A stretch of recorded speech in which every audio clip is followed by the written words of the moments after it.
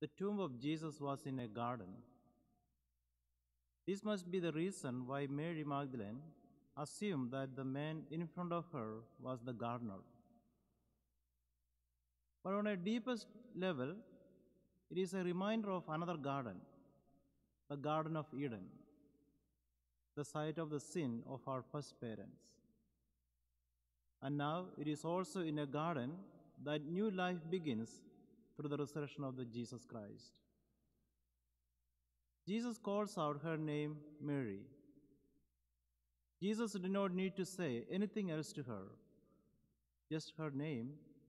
Immediately she recognizes his voice, the voice of her master. Her response was spontaneous and certain, Rabboni. It was a response not only of recognition, but also of unquestioning faith and firm conviction. It is Jesus himself. The interesting question here is why Mary did not immediately recognize the Lord. The Gospel says that she was weeping. She was overcome with grief. We know by experience that when we in a condition like this, senses can be clouded.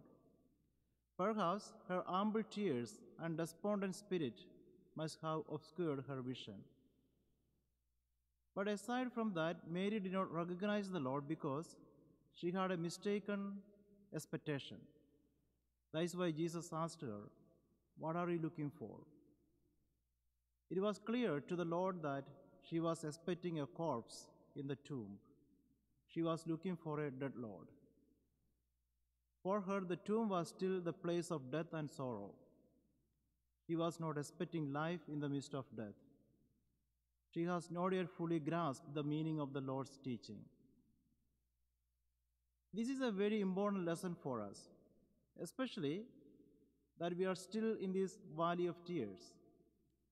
The resurrection of Jesus is telling us of the true value of the cross. In the midst of sorrow and pain, there is joy.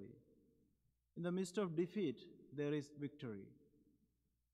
The Gospel says, she turned and said to him in Hebrew, Rabboni. It is an interior turning from benignantness to recognition, from gloom to joy, from doubt to faith, from loss and detachment to recovery and intimacy. The lesson of today is a call to this same conversion of heart and mind.